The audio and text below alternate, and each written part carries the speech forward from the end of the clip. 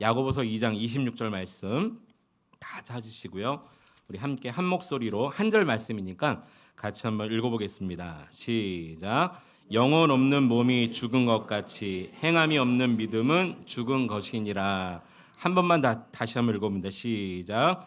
영혼 없는 몸이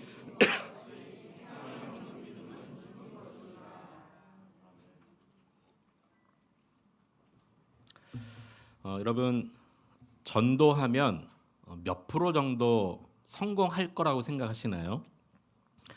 제가 신학생 때, 그러니까 중고등부 때도 전도를 이렇게 막 시키니까 해보기도 했고, 신학교 막 들어갔을 때 1학년 때 전도 실습이라는 과목이 있어서 막 지하철역에도 나가고 뭐 정류장에도 나가고 길에서도 시장에서도 막 전도를 해봤는데요.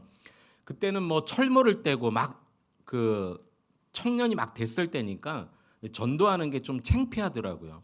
그래서 아파트에 갔는데요. 이렇게 벨을 누를 때 간절히 기도가 됩니다. 아무도 없게 하여 주시옵소서 이러면서 제발 아무도 안 주시옵소서 이러면서 막 벨을 누르고요. 몇 초 반응이 없으면 잽싸게 문틈에 전도지 끼워놓고 막 또 아래층으로 내려가죠. 그러다가 문이 열리면 얼마나 당황스러운지 몰라요. 전도하러 왔는데 너무 막 부끄러운 거죠. 정류장에서 사람들이 서 있는데 전도를 하면요. 첫 번째 사람에게 예수 믿으세요 전화할 때 첫 번째 사람이 뭐 전혀 반응 안 하면요. 연쇄 반응이 일어나요. 옆에 사람도 안 받아요. 그 옆에 사람도 안 받고. 그럼 또 얼마나 이게 갑자기 막 자신감이 하락하고 또 다시는 전도 못 하겠다 막 이런 생각이 들거든요. 하지만 여러분 절대 걱정하지 마십시오. 전도는요. 우리가 안에서 실패하는 거지. 일단 전도하면 100% 성공한다는 거 아십니까? 목사님 정말이에요? 정말입니다. 전도는요. 하기만 하면 100% 성공합니다. 우리는 전도할 때 상대방의 반응 때문에 그러니까 거절을 당한다든지 무반응이라든지 이런 반응 때문에 실패했다 성공했다를 논하지만 전도는요. 하기만 하면 100% 성공입니다. 여러분 전도라는 이 한자를 보면요. 전할 전자에 길 도자를 씁니다. 그러니까 길을 알려주는 게 전도예요. 얼마 전에 여기 동네를 지나가는데 한 아주머니가 짐을 들고 저한테 이렇게 물어보는 거예요. 아저씨 여기 버스 터미널이 어디예요? 의정부 버스 터미널을 물어보시는 것 같아요. 버스 터미널이 어디예요? 제가 이 동네 사니까 알잖아요. 버스 터미널은요. 이렇게 가면 됩니다. 제가 아는 대로 알려드렸어요. 제가 아는 대로 알려드린 대로 그 아주머니가 갔던지 안 갔던지는 그분의 몫이고 저는 길을 알려준 거예요. 그러니까 저는 전도를 한 겁니까? 안 한 겁니까? 전도를 한 거예요. 우리가 전도할 때 실패했어. 전도 실패하는 이유는 딱 한 가지예요. 전도 안 하기 때문에 실패한 거지. 길을 알려주는 게 전도기 때문에 전도하면 성공하는 것입니다. 우리가 알려줘야 될 길은 무엇일까요? 참 길 대신 예수 그리스도. 그분을 알려주는 거예요. 내가 만난 예수님, 내가 알고 있는 예수님의 은혜와 사랑, 내가 체험한 인생에서 경험한 은혜를 그냥 알려주는 거예요. 그 다음에 반응과 결과는 하나님께 달려 있습니다. 하나님이 그분의 마음의 문을 열어주시고 그분이 우리 교회를 나오든 동네 교회를 나가든 아니면 내년, 내후년 아니 10년, 20년 후에 교회를 나오든 하나님을 만나든 그것은 하나님이 그분에게 역사하시는 그 시간이 있을 거예요. 우리는 그냥 알려주면 되는 겁니다. 여러분 전도는 100% 성공하는 겁니까? 못하는 겁니까? 전도하는 거예요. 전도 안 하고 나는 전도 못합니다. 그렇게 우리가 말할 수가 없다는 거죠. 그런데 이 전도가요. 우리의 믿음이 죽었느냐 살았느냐를 가늠하게 해주는 척도가 된다는 것을 말씀을 읽다가 깨닫게 되었어요. 우리 믿음이 진짜인지 가짜인지 우리 믿음이 심지어 오늘 말씀의 표현처럼 죽은 믿음인지 살아있는 믿음인지를 알게 해주는 것이 전도더라고요. 오늘 본문 야고보서 2장 26절을 여러분 다시 한번 읽어보겠습니다. 다시 한번 읽어보겠습니다. 시작. 영혼 없는 몸이 죽은 것 같이 행함이 없는 믿음은 죽은 것이니라. 도대체 죽은 믿음이 있다는 거예요. 죽어있는 믿음. 간절히 바라기는 이 자리에 이곳에 있는 여러분 모두가 여러분의 믿음은 절대 죽은 믿음이 없기를 축원합니다. 모두가 살아있는 믿음이 되어야 하겠습니다. 그럼 무엇이 죽어있는 믿음이라고 했습니까? 행함이 없는 믿음이 죽은 믿음이다. 그러면서 이 행함이 없는 믿음을 하나의 어떤 것으로 비유했는데 그것이 뭐냐면 영혼 없는 몸과 같이 이렇게 말하고 있어요. 영혼 없는 몸처럼. 여러분, 우리의 몸에서 영혼이 빠져나가면 그것을 뭐라고 말합니까? 죽음이라고 말하죠. 죽는 것은 다른 게 없어요. 우리 몸에서 영혼이 빠져나가고 우리 몸은 흙으로 돌아가는 거예요. 우리 남자들 뭐 근육질이든지 뭐 여자들 뭐 날씬하든지 이런 거 관계 없어요. 그냥 영혼이 빠져나가면 근육질도 죽는 겁니다. 날씬한 몸도 죽는 거예요. 이처럼 믿음에서 이것을 쏙 빼면 죽었다는 거예요. 그게 뭐냐면 행함이라고 말하고 있어요. 행함. 좀 구분이 필요한 게 하나 있습니다. 지금 행위 구원을 말하는 게 아닙니다. 무엇을 행함으로 구원받는다는 것을 말하는 것이 아니라 구원받은 자의 행함, 구원받은 자의 삶을 이야기하는 겁니다. 이 행함이 얼마나 중요하길래 믿음이 죽었다 이렇게까지 표현할까요? 도대체 얼마나 중요한 행위를 우리에게 말해주기 위해서 믿음을 거론하고 그것이 죽었냐 살았냐 이렇게 말하느냐라는 거죠. 여기서 말하는 행함이란 어떤 것일까요? 여기서 말하는 행함을 알기 위해서는 야고보서 2장 전체를 훑어보아야 합니다. 여러분 1절 한번 보시겠습니까? 한번 성경으로 한번 확인해 보세요. 야고보서 2장 1절을 같이 한번 읽어봅니다. 시작. 내 형제들아 영광의 주 곧 우리 주 예수 그리스도에 대한 믿음을 너희가 가졌으니 사람을 차별하여 대하지 말라. 여기 보십시오. 우리 주 예수 그리스도에 대한 믿음을 가진 자에게 이야기합니다. 저와 여러분이에요. 세상 사람들, 교회 밖에 있는 안 믿는 사람들이 아니라 교회 안에 있는 예수 그리스도를 믿는 그 믿음을 가진 성도들에게 말합니다. 뭐라고요? 사람을 차별하여 대하지 말래요. 우리는 지금 개역 개정 성경 버전을 읽고 있는데 이 이전 버전인 개역 성경에 보면요. 사람을 차별하여 대하지 말라라는 표현이 사람을 외모로 취하지 말라 이렇게 되어 있어요. 외모. 그러니까 뭐 얼굴, 겉모습, 사회적 신분, 지위, 어떤 외적인 어떤 수준 이런 걸로 사람을 차별하지 말라라는 거죠. 왜냐하면 우리 모두는요. 하나님의 형상대로 지어진 창조된 존재이기 때문에 누구에게나 다 침해할 수 없는 존엄성을 가지고 있거든요. 그래서 누구든지 외적으로 사회적 신분으로 어떤 눈에 보이는 대로 어떤 수준으로 말하거나 판단하거나 절대 그렇게 하지 말라라는 거예요. 특히 주 예수 그리스도를 믿는 사람들, 저와 여러분입니다. 그런 다음에 2절에 보면 이렇게 말하고 있어요. 만일 너희 회당에라고 하면서 한 가지 예를 드는데요. 그 언급된 장소가 어디냐면 회당이에요. 회당. 여러분 이 회당은요. 구약의 이스라엘 백성들이요. 바벨론 포로 생활 중에 자연스럽게 만들어진 장소입니다. 왜냐하면 바벨론 포로로 끌려가기 전에는 예루살렘에서 성전에서 예배를 드렸거든요. 그런데 끌려가다 보니까 성전이 없잖아요. 근데 예배를 드리기 위해서 335 모이다 보니까 여기가 좋겠다. 그리고 거기에 회당을 만들어 놓은 거죠. 그곳에 모여서 말씀을 낭독하고 말씀을 듣고 암송하고 그런 일이 막 일어나는 거예요. 나중에 신약시대 초대교회 와서 이 회당에서 예배를 드리기 시작합니다. 그런데 그리스도인들을 박해하고 죽이자 회당에서 떠나서 전부 어디로 가냐면 각자 집으로 막 들어가는 거예요. 집이 교회가 되는 거예요. 초대교회 교회가 그렇게 시작되지 않았습니까? 가정교회로. 근데 이 회당에서 지금 아주 극명하게 대조가 되는 그런 행색을 한 두 사람이 들어왔다는 거예요. 그런 예를 드는 겁니다. 자, 한 사람은 어떤 행색을 했냐면 3절 그 2절을 다시 한번 보시면요. 한 사람은요. 아름다운 옷을 그러니까 금가락지를 끼고 아름다운 옷을 입은 사람이 들어왔습니다. 그러니까 부자죠, 부자. 그런데 3절에 보면 이 아름다운 옷을 입은 사람들에게 어떻게 했냐면 눈여겨보았다는 거예요. 그들을 눈여겨보고 말하되 여기 좋은 자리에 앉으소서. 이 눈여겨봤다는 것은 잘 주목하여 봤다는 거예요. 아까 1절 말씀에 절대 그렇게 하지 말라라는 것을 지금 한 겁니다. 외적으로 사회적 신분을 보고 차별하기 시작하는 거죠. 잘 관찰한 다음에 여기 앉으소서. 그런데 또 보면 남루한 옷을 입고 또 가난한 사람이 들어왔는데 그 사람들에게 뭐라고 말했다고요? 너는 거기 서 있든지 내 발등상 아래에 앉으라. 그러니까 문에 딱 들어올 때 에이 안 돼. 거기 서 있어. 이렇게 말했다는 거예요.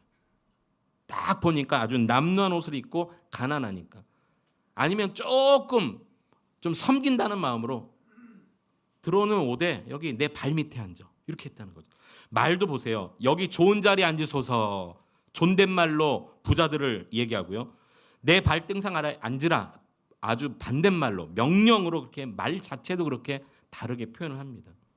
이렇게 대우하는 것을 4절에서는요. 차별한다라고 이야기하면서 이게 악한 생각이라고 이야기하고 있어요. 차별한다. 이 헬라어 단어의 원형을 보면 디아크리노라는 단어를 쓰고 있는데 이 디아크리노가요. 야고보서 1장 6절에도 한번 쓰였거든요. 그럼 야고보서 1장 6절을 같이 한번 읽어보겠습니다. 1장 6절 함께 읽겠습니다. 시작. 오직 믿음으로 구하고 조금도 의심하지 말라. 의심하는 자는 마치 바람에 밀려 요동하는 바다 물결 같으니.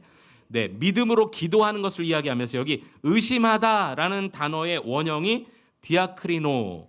근데 이것이 2장 4절에 차별이란 말로 쓰였어요. 여러분 한번 생각해 보세요. 기도했는데 의심한다는 게 뭐냐면 차별한다는 거예요. 무슨 의미냐면요.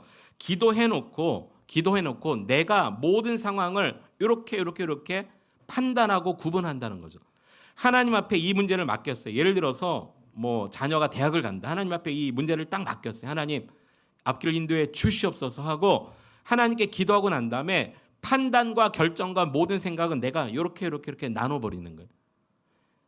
이게 바로 의심이고 그리고 차별이라고 이야기하고 있어요. 사람을 대할 때 사람의 외모를 보고 지위를 보고 이해 득실을 따진 다음에 내가 판단하는 거죠. 에이 거기 서 있어 이렇게 하기도 하고 이 자리에 앉으소서 이렇게 하기도 하고 자기가 그렇게 한다는 거예요. 이게 바로 차별이라고 말하고 있습니다. 그러면서 그 차별을 4절을 다시 한번 보시면 악한 생각으로 판단하는 것이라고 악한 생각이라고 말하고 있습니다.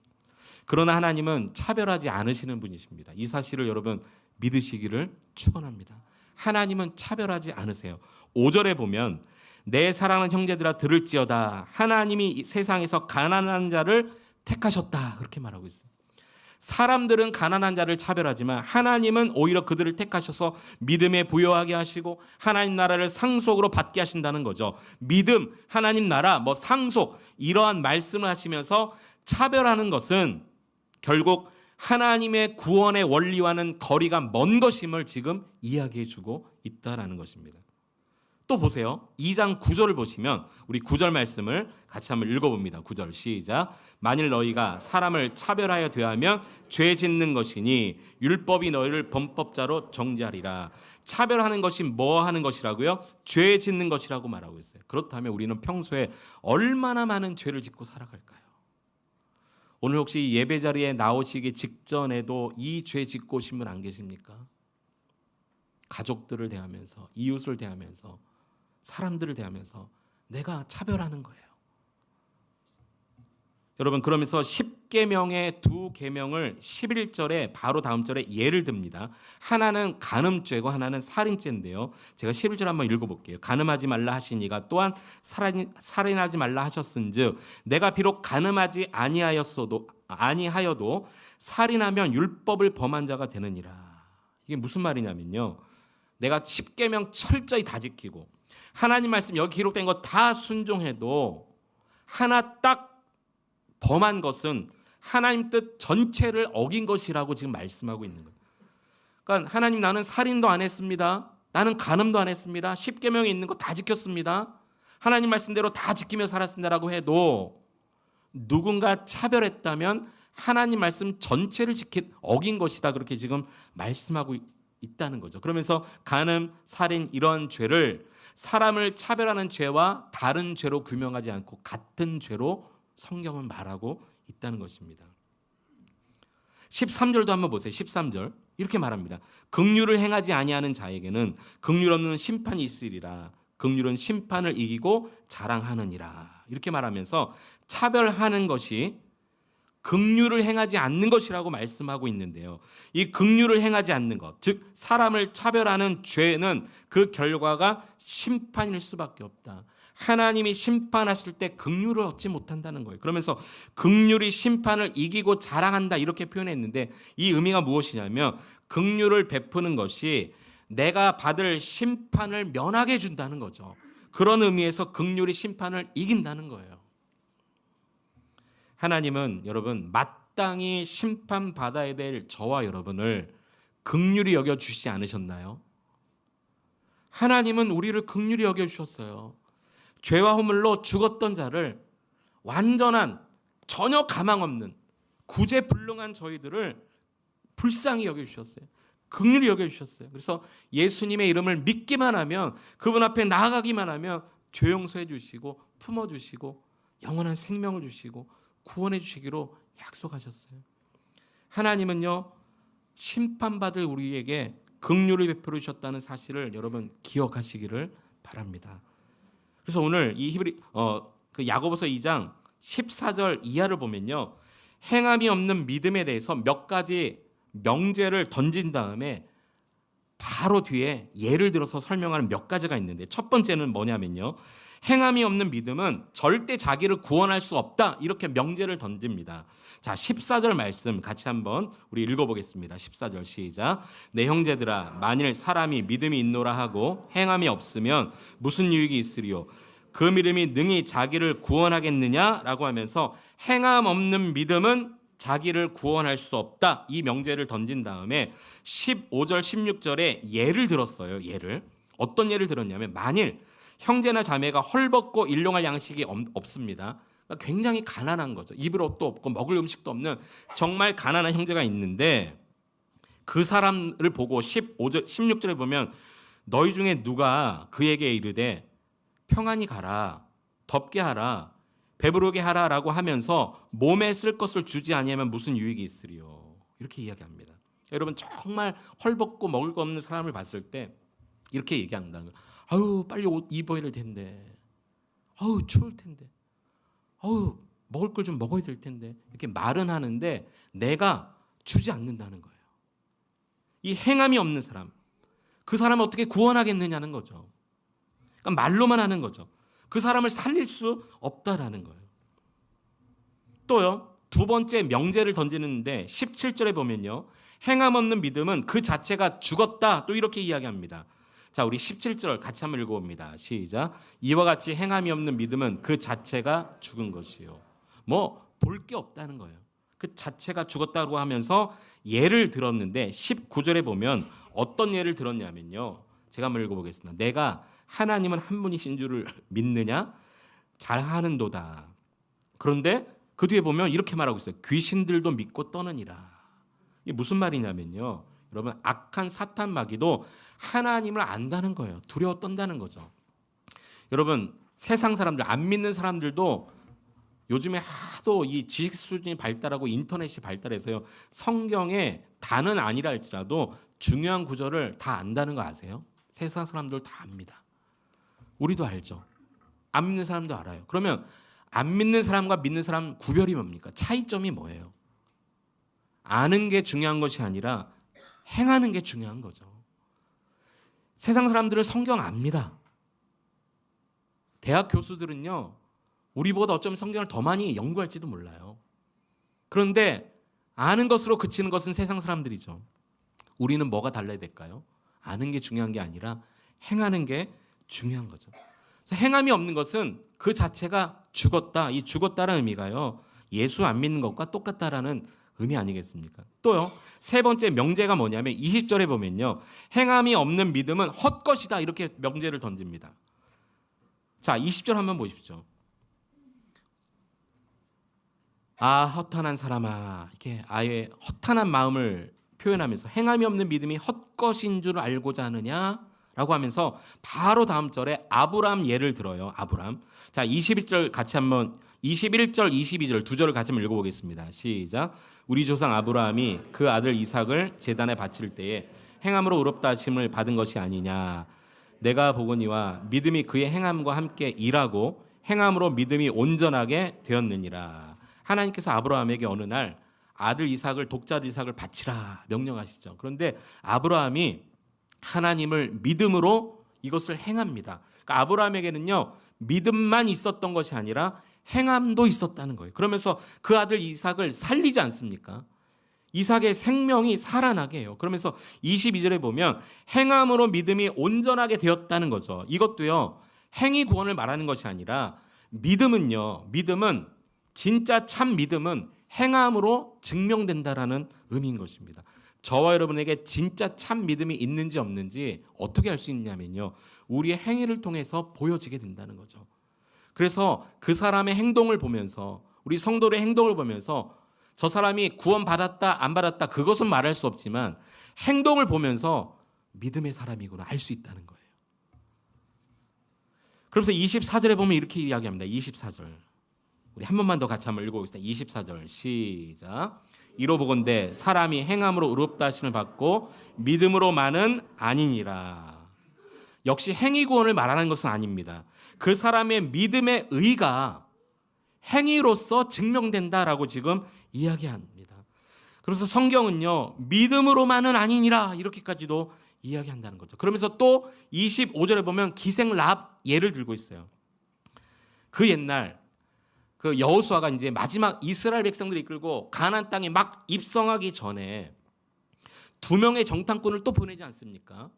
가나안 땅에 12명의 정탐꾼을 보낸 그 광야 생활 40년 전에 보냈던 그 사건이 아니라 이제 가나안 땅을 막 앞두고 2명의 정탐꾼을 보냅니다. 그러면서 성경에 보면 여리고로 보내는데요. 이것을 누가 눈치를 채고 여리고의 한 백성이 여리고 왕에게 가서 이것을 고합니다. 누가 첩자가 우리 땅에 들어왔습니다. 그를 좀 찾으십시오. 막 찾다가 어디까지 왔냐면 이 기생 라합의 집까지 왔어요. 이 지붕에 그 2명의 정탐꾼을 숨겨주지 않습니까? 근데 왔을 때 라합이요, 이 2명을 살려주느라고 선한 거짓말을 합니다. 결국 이들의 생명을 살려주고요, 이들을 통해서 가나안 땅에 들어가는 길이 열리게 된 것이죠. 결론적으로 지금 야고보서 2장 몇 구절을 우리가 보았는데요. 야고보서 2장에서 말하는 행함, 이 행함이 무엇을 의미하냐면 이웃 사랑을 말하고 있어요. 사람들의 생명을 살리고 그들의 필요를 채우고 가난하고 헐벗고 또 필요를 채우고 또 그들의 원함을 채워주는 바로 그것을 행함으로 지금 야고보서 2장은 이야기하고 있다는 거죠. 여러분, 최고의 이웃사랑이 뭘까요? 최고의 이웃사랑, 저는 그것이 바로 복음을 증거하는 것이라고 믿습니다. 생명 되신 예수님을 전하는 것이라고 믿습니다. 그래서 우리가 건너뛰었지만 2장 8절에 보면요, 이렇게 말씀하고 있어요. 2장 8절, 너희가 만일 성경에 기록된 대로 내 이웃 사랑하기를 내 몸과 같이 하라 하신 최고의 법을 지키면 잘하는 것이거니와. 이웃 사랑이 성경에서는 최고의 법이다 이렇게 말하고 있는데요, 여기 보면 내 몸과 같이 이렇게 말했죠. 내 몸과 같이, 내가 내 몸을 사랑하듯이 이웃을 사랑하라, 이것이 최고의 법이라고 말하고 있습니다. 여러분, 나에게 돈이 필요하다면 이웃에게도 돈이 필요합니다. 그렇죠? 나에게 집이 필요하다면 이웃도 집이 필요한 거예요. 나에게 건강이 필요하다면 이웃도 건강이 중요한 문제인 것입니다. 나에게 이 생명의 문제가 중요하다면 이웃도 그런 거예요. 나에게 복음이 필요하다면 이웃도 복음이 필요한 것입니다. 내가 예수가 중요하다면 이웃에게도 예수가 중요한 거예요. 나에게 구원과 영생과 천국이 중요한 문제라면 내 옆에 사는 이웃도 똑같다는 것이죠. 그렇기 때문에 내가 필요한 것이 있다면 그것이 복음이라면 이웃에게도 복음을 증거하는 것, 이것이 성경에서 말하는 가장 중요한 최고의 법이라고 말하고 있습니다. 여러분, 최고의 이웃사랑, 복음을 증거하는 것임을 잊지 않으셨으면 좋겠어요. 그런데 아까 서두에 말씀드린 것처럼 전도는요, 어려운 게 아닙니다. 그냥 내가 아는 길을 알려주는 것입니다. 참 길 대신 예수님을 그냥 알려주는 것입니다. 여러분, 때를 얻든지 못 얻든지 또 당장 반응이 있든지 없든지 그것과 관계없이 그것은 하나님께 다 맡기고 여러분이 아는 길 대신 예수님을 전하는 참된 이웃사랑을 실천하는 여러분 될 수 있기를 축원합니다. 이것이 없으면 믿음은 죽은 믿음이라고 성경은 말하고 있어요. 영상을 좀 하나 보시겠는데요, 아마 이 영상을 보신 분도 있으시겠습니다. 그러나 이 영상을 다시 한번 보시면서 여러분 마음속에 주시는 하나님의 울림, 메시지를 좀 붙잡으셨으면 좋겠습니다. 함께 보시겠습니다.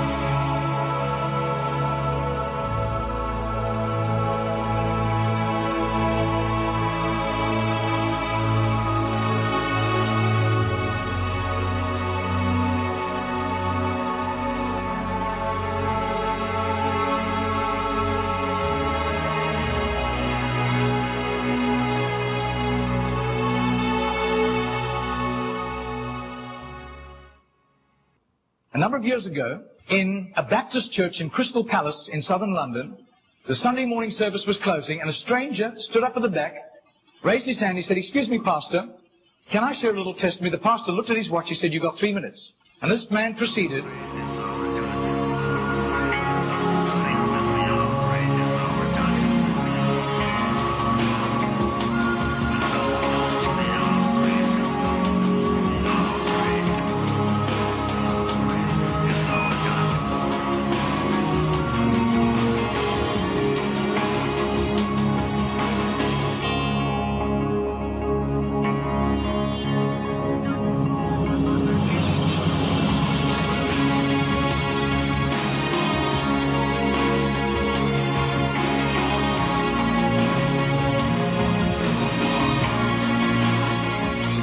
Now, this London preacher flew back to the UK and was speaking at the Keswick Convention in the Lake District. And he threw in these 3 testimonies. At the close of his teaching session, 4 elderly pastors came up and said, "We got saved between 25 and 35 years ago, respectively, through that little man on George Street giving us a tract and asking us that question." He then flew the following week to a similar Keswick Convention in the Caribbean, to missionaries. And he shared the testimonies. At the close of his teaching session, 3 missionaries came up and said, "We got saved between 15 and 25 years ago, respectively, through that little man's testimony and asking us that same question on George Street in Sydney." Coming back to London, he stopped outside Atlanta, Georgia, to speak at a naval chaplains convention.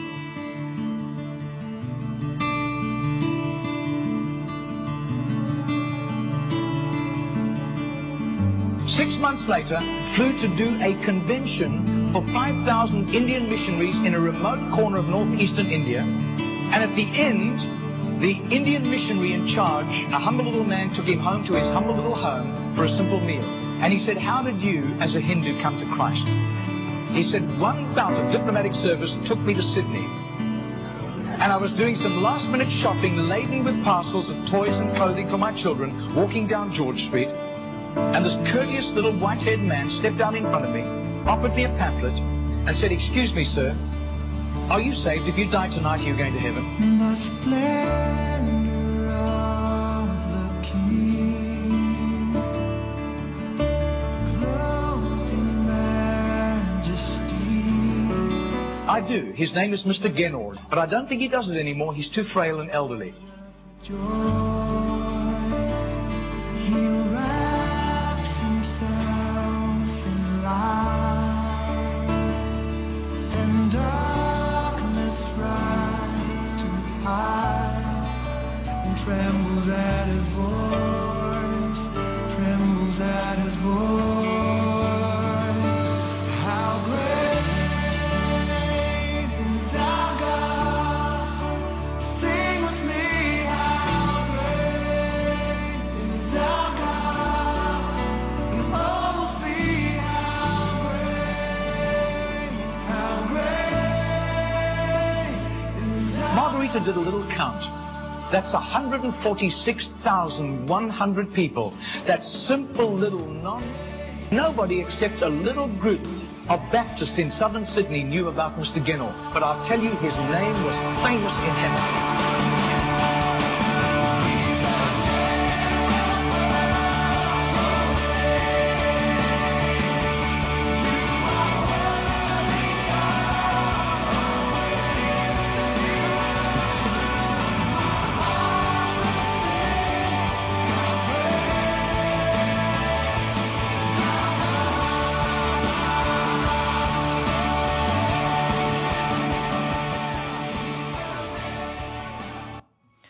여러분 어떻게 생각하십니까?